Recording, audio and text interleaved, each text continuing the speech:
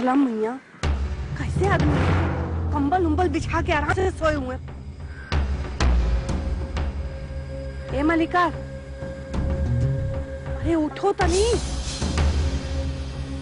मलिकार उठो। अरे मलकिन तुम हो? हैं? नींद से जगा दियो। इतना बढ़िया नींद आवत रहा, बहुत बढ़िया सपना देखा थे मलकिन। तुम नींद खराब, बोलो क्या बात बोलो। कैसे आदमी है आप, अपने सपने की पड़ी है। ये कभी सोचा है कि हमारा सब सपना तो चौपट हो गया। मलकिन तुम आजकल क्या बोला तो, कैसे बोला तो, कितना बोला तो हमें कुछ समझ में नहीं आवत। हाँ हाँ, कैसे समझ में आएगी हमारी बात। अपन गलती पे तो पछतावा होता ही नहीं है कभी।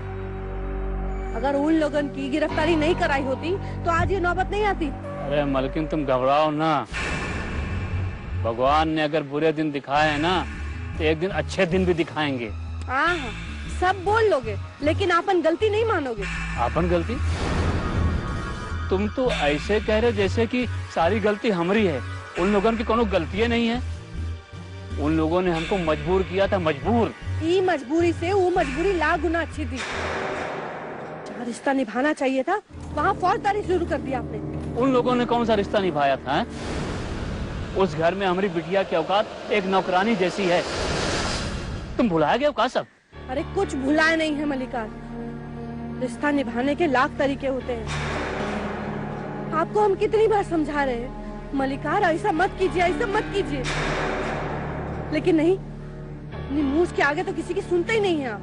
काहे हम सुनते किसी की? हाँ, अरे बिटिया की हालत जो है दाल में कंकड़ जैसे हो गई है वहाँ पे। देखो मलकिन, अगर हमारी बिटिया का हक वो सब दे दिए होते हैं ना तो नौबत यहाँ तक नहीं आती। लड़ाई है हक की, अधिकार की। जा दो, तुमने समझ में सब बात ना आई। अपने हक की, अधिकार की बात करना बहुत ही नीक लागत है, पर दूसरे हक की बात नहीं सोचते हैं आप। अरे सब खेल जो है ना दामाद जी ने बिगाड़ा है मलकिन। पता नहीं वो सबको कैसे जमानत मिल गया। दांव उल्टा पड़ गया मलकिन, नहीं तो सब कुछ सेट कर देते। ये शीतला मैया ये कभी नहीं सुधरेंगे। हम कहते हैं जितना बुरा होना था हो चुका, अब तो सीधे रास्ते चलने की सोचिए। सोच तो यही रहे थे मलकिन, लेकिन तुम बिटिया से मिल ही नहीं पाए। ऐसा करते हैं, आज रात एक बार बिटिया से फिर मिले कोशिश करेंगे। फिर से? ना बाबा ना, हम फिर से वो घर में नहीं जाएंगे। हमको तो सोच के ही बहुत डर लग रहा है। तुम ना जाओ ना मलकिन तो हम जाएंगे। बिटिया से मिलना बहुत जरूरी है। अरे आगे की रणनीति जो बनानी है, एक बार दिन में भी चक्कर मारेंगे, बिटिया से मिलने की कोशिश जरूर करेंगे। दिन में? अरे लेकिन दिन में कैसे जाइएगा आप? मलकिन छिप के जाएंगे, मौका निकाल के जाएंगे। एक बार सुनिया बिटिया से मिलना बहुत जरूरी हो गया है। अरे लेकिन दिन में किसी ने देख लिया तो क्या बोलिएगा आप? अरे हमारी बात मानिए तो छोड़ दीजिए, मत जाइए दिन में। तो है कि आप माँ भी मांग लीजिए उन लोगों से। देखो मलकिन, तुम्हारे अकल से हम ना कभी चले हैं और ना चलेंगे। एक बार बिटिया से मिलने की कोशिश दिन में करेंगे। दिन में अगर मिली तो ठीक, नहीं तो रात में हम जरूर कोशिश करेंगे। हमको कहाँ छोड़ के जाइएगा? मलकिन तुम आओ, साथ में चले हो। तुम बाहर खड़े रहो, हम अंदर चले जाएंगे। ए मलकिन, आज रात में जब तक हम अपनी बिटिया को देख नहीं लेंगे, उससे मिल नहीं लेंगे ना, मेरे दिल को चैन नहीं आएगा ना।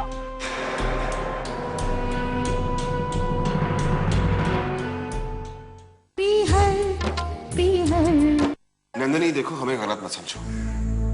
बहुत सोच विचार करने के बाद हमने एक फैसला लिया है। लेकिन ये मेरी अपनी जिंदगी का फैसला है। तुम्हारे कहने का क्या मतलब है? हाँ, क्या हम तुम्हारी जिंदगी का कोई फैसला नहीं ले सकते? हमें कोई हक नहीं है? भाभी प्लीज, मैंने ऐसा कुछ नहीं कहा।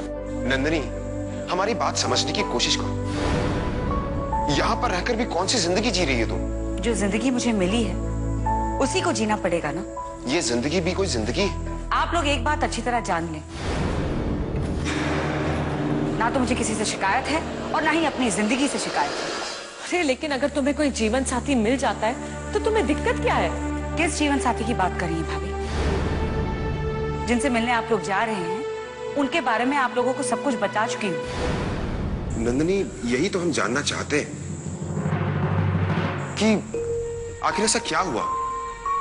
तुम्हारे और पंकज के बीच में कोई तीसरा कैसे आ गया? हाँ, और हम लोग तो यही मानकर चल रहे थे कि तुम दोनों बहुत अच्छे दोस्त हो। हाँ, है अच्छे दोस्त, लेकिन ये जरूरी तो नहीं कि दो अच्छे दोस्त पति पत्नी भी बन जाएं। माना ये जरूरी नहीं, लेकिन अगर ये हो जाता तो अच्छा ही होता ना। नंदिनी, कहीं ऐसा तो नहीं कि तुमने ही शादी से इनकार कर दिया? नहीं, सच बात तो यह है कि हमारी इस बारे में कभी कोई बात ही नहीं। अरे तो फिर पंकज जी यूं अचानक से शादी का फैसला कैसे कर बैठे? उन्हें तुमसे एक बार तो पूछना चाहिए था ना। क्यों पूछना चाहिए था? उनकी अपनी जिंदगी है, वो अपनी जिंदगी का फैसला खुद नहीं ले सकते। मुझसे पूछने की क्या जरूरत है? नंदिनी, तुम समझ नहीं रही हो। सब समझ रही हूँ प्रीतम जी, मैं सब कुछ समझती हूँ, छोटी बच्ची नहीं हूँ। आप लोग मेरी शादी को लेकर इतनी चिंता क्यों करते हैं? ये क्यों नहीं मान लेते कि हर लड़की की जिंदगी में शादी नहीं लिखी? अरे तुम इस बात को अपनी किस्मत समझकर यूं अकेले क्यों जीना चाहती हो सारी जिंदगी? अब तक तो जी रही थी ना, आगे भी जी लूंगी। वादा करती हूँ कि किसी पे बोझ नहीं बनूंगी। ये बात नहीं है नंदिनी, हम लोग तो तुम्हें खुश देखना चाहते हैं। भाभी बस, एक ही बात को आपको कितनी बार समझाऊं? मुझ पर शादी का बोझ मत डालिए। नंदिनी, एक अकेली जिंदगी की क्या खुशियां होती? उस दिन के बारे में सोचा है जब तुम्हारे आसपास कोई नहीं होगा? हम तो तुम्हारे भविष्य के बारे में सोच रहे हैं। हाँ नंदिनी, ये किस बात का त्याग है और किसके लिए? यहाँ बचा ही कौन है जिसकी जिम्मेदारी है तुम पर? पीहर माँ बाप से होता है, और अब जब माँ बाप ही नहीं रहे तो बस भाभी, बस। मैं इस बारे में आप लोगों से और बात नहीं करना चाहती। तैयार हो गए हैं तो बाहर जाकर घूम आइए। कानपुर जाने की कोई जरूरत नहीं।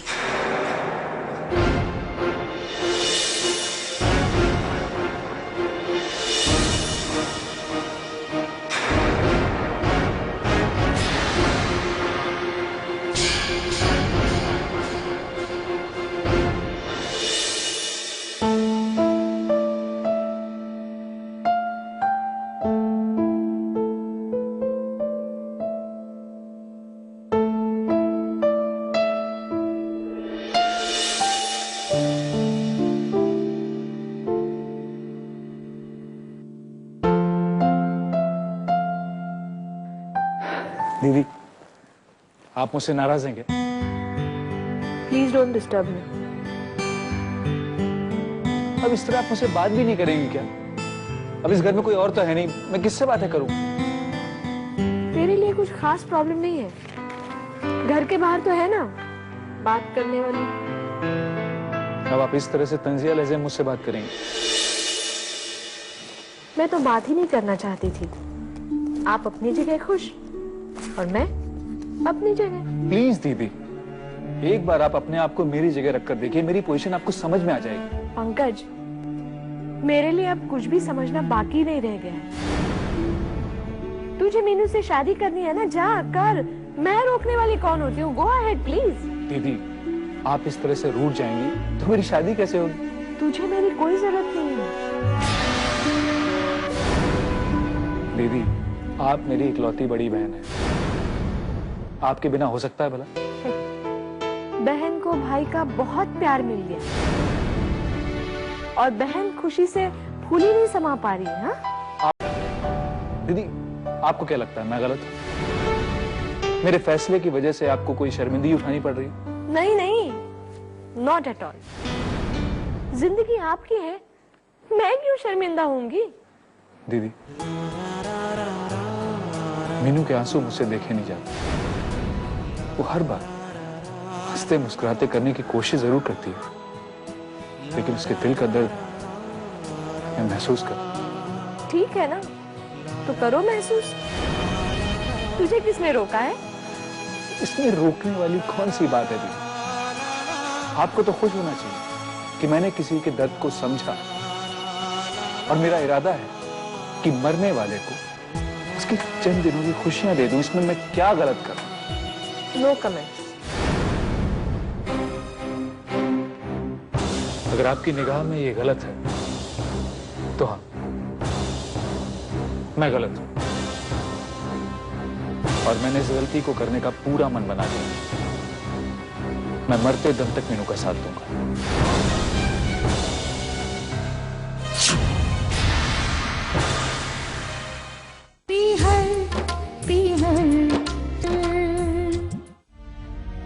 मामा जी आप चुप क्यों हो गए? आप बोलिए ना, क्या बोल रहे थे आप? अरे किसी के डर से नहीं चुप हो गए, हम अपनी जबान खराब नहीं करना चाहते। देखिए मामा जी, आप ऐसा क्यों बोल रहे हैं? अरे एक बात बताओ, ये तुम्हारी बीवी का दिमाग हमेशा सातवें आसमान पर क्यों रहता है? ऐसा क्या कह दिया उसने? अरे जब भी कहती है, जब भी मुंह खोलती है, टेढ़ा ही बोलती है। मामा जी देखिए, वो इस वक्त जिस मेंटल स्ट्रेस से गुजर रही है ना, उसका अंदाजा किसी को नहीं। तुमको तो है ना, तुमको है ना, तो समझाओ उसको। अरे हमेशा तेवर में बात करने का मतलब क्या है? अरे आखिर ऐसा क्या हो गया जो आप इतना गुस्सा कर रहे हैं? अरे वो हमारे बीच में बात हो रही थी ना, वो उस बात को लेकर झगड़ने आ गई। वो मैंने बोला था ना कि अगर तुम्हारे सास ससुर जिंदा भी मिल गए तो मैं उनको इस घर में घुसने नहीं दूंगा। बस इसी बात को लेके आके चढ़ गई मेरे ऊपर। ये उसने कहां से सुन लिया? अरे सुन भी लिया हो तो कोई डर की बात है क्या? कोई गलत बात की है क्या? अरे अब तुम्हारे सास ससुर का इस घर में स्वागत नहीं होगा। मामा जी आप भी कैसी बातें कर, पहले वो मिले तो सही, अभी तो वो लापता ही है। लापता है ना, तो अब हमेशा लापता ही रहेंगे, चाहे सोनिया माने या ना माने। अरे हमको तो लगा था कि माँ बाप के बगैर उसकी अकड़ टूट जाएगी, लेकिन उसकी अकड़ तो और बढ़ गई। नहीं मामा जी, आप गलत समझ रहे हैं। वो बेचारी इन दिनों वाकई बहुत परेशान है। हो सकता है उसने परेशानी में आपसे कुछ ज्यादा बोल दिया। अरे ज्यादा ही नहीं, कुछ ज्यादा ही बोलती है। मामा जी आप तो बड़े समझदार हैं, अब तो सोनिया को माफ कर दीजिए। हमारे माफ कर देने से ना उसकी जिंदगी सुधरने वाली है और ना तुम्हारी। तुम्हें पता है वो क्या कह रही थी? क्या कह रही थी? अरे कह रही थी कि अगर उसके माँ बाप मिल गए तो वो ये घर छोड़कर चली जाएगी, उसको यहाँ नहीं रहना है। अरे एक बात बताओ, उसका क्या तुम्हारे लिए और इस घर के लिए कोई फर्ज नहीं बनता है?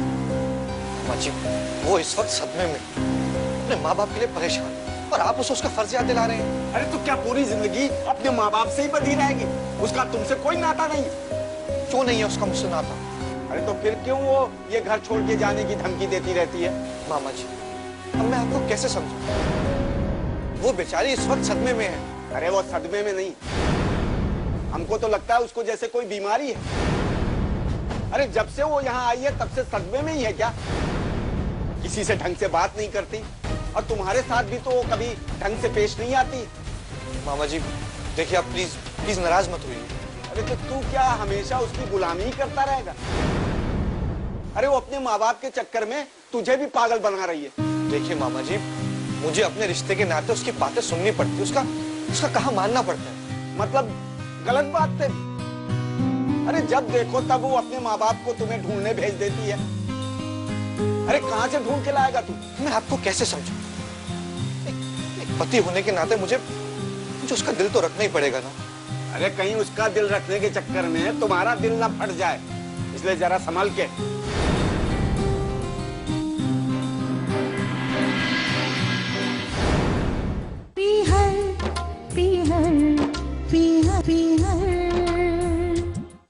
बोल दिया ना तुझे जो बोलना था, जारी कर दिया ना अपना फरमान, सुना दिया ना तूने अपना फैसला। लेकिन तू मेरा फैसला तो भूल गया। कौन सा फैसला? वाह, तुझे मेरा फैसला याद ही नहीं। याद है तुझे? मैंने भी तुझे कहा था कि अगर तूने मीनू से शादी की तो पहले तुझे मेरी चिता को आग देनी होगी। मैं इस दुनिया में नहीं रहूंगी, फिर कर लेना तुझे जो करना है वो। दीदी फिर वही बात, ये कोई बात हुई? जो तू कर सकता है वो तू कर रहा है, जो मैं कर सकती हूँ वो मैं कर रही हूँ। आखिर दीदी आप चाहती क्या है? मैं करूं तो क्या करूं? अगर तू सचमुच मुझे खुश देखना चाहता है तो नंदिनी से चुपचाप शादी कर ले। लेकिन क्या लेकिन? मैंने खुद को और मैं अपने आप से झूठा हो जाऊंगा। लेकिन तूने मीनू से कुछ कहा है क्या? उसे कुछ वचन दिया है क्या? नहीं, अभी तक तो नहीं। तो फिर देख, मैं बहुत अच्छी तरीके से जानती हूँ कि तू नंदिनी से बहुत प्यार करता है, उसे बहुत पसंद करता है। लेकिन ये इंसानियत के चक्कर में अपने प्यार का गला घोट रहा है ना? दीदी, मीनू के जज्बात, मीनू के आंसुओं ने मुझ पर बहुत असर किया। उसका शादी के लिए पागलपन, जिस दिन मैंने मना कर दिया ना, वो बेचारी उसी वक्त मर जाएगी। पंकज, तू मीनू पर तरस खा रहा है। तरस खाकर हमदर्दी दिखाई जा सकती है, शादी नहीं हो सकती। दीदी, जिस दिन मैंने मीनू से शादी की हामी भर दी ना, वो खुशी से झूम उठे, उसकी सांसें बढ़ जाएंगी दीदी। हो सकता है उसकी ख्वाहिश पूरी होने पर कोई चमत्कार हो जाए। फिर वही बात, तू मीनू को उसके हाल पर छोड़ देना पंकज। मेरा एक फैसला मीनू की मौत का कारण बन जाएगा। मैं मीनू का हत्यारा कहलाऊंगा। यही खौफ मुझे बेचैन किया जा रहा है। ये डर, ये खौफ पंकज निकाल दे अपने दिमाग से। तुझे पता है, मैंने तो नंदिनी से फोन पर बात भी कर ली है।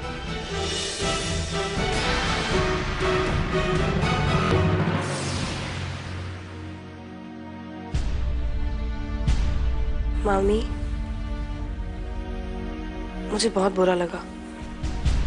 कब और किस बात का? वही कल जब पंकज आया था। पंकज ने ऐसा क्या कह दिया तुम्हें? वो तो तुम्हारा बहुत ख्याल रखता है। वो सब ख्याल ही रखता है और उसमें भी दिखावा होता है। आपको पता है उसने कल क्या कहा? क्या? उसने कहा कि जब से मैं उन्हों की जिंदगी में आई हूँ, वो चैन से जी नहीं पाए। यहाँ तक कि मैंने आपको भी परेशान कर रखा है। मीनू, तुम मेरी एक बात मानोगी? पहले तुम अपनी सेहत पर ध्यान दो। सेहत से ही सारे रिश्ते नाते होते हैं। दिल के रिश्ते के आगे सारे रिश्ते फीके लगते हैं, बेकार लगते हैं, बेरंग लगते हैं। और मैं तो सिर्फ उस रिश्ते को जानती हूँ और वो जुदा है पंकज से। हमसे ये बात समझ में ही नहीं आती। पर मीनू, क्या तुमने कभी पंकज के बारे में सोचा है? उसके बारे में क्या सोचना है? उसकी हालत तो ऐसे हो गई है जैसे दो नावों में सवारी करने वाले की। क्या मतलब है आपका? वो तुम्हें और नंदिनी को लेकर कुछ समझ नहीं पा रहा है। एक तरफ उसका प्यार है और दूसरी तरफ तुम्हारा, जिसके लिए उस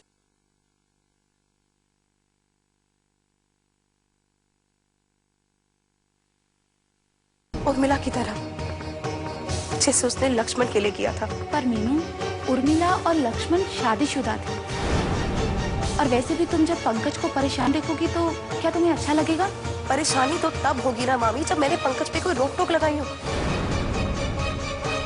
मैंने तो उसे बोला हुआ है कि मेरी जिंदगी बहुत छोटी है और मेरे जाने के बाद वो जिससे भी चाहे शादी कर सकता है, चाहे फिर वो नंदिनी क्यों ना हो। पर मीनू, ये भी तो सोचो कि पंकज की हालत क्या होगी।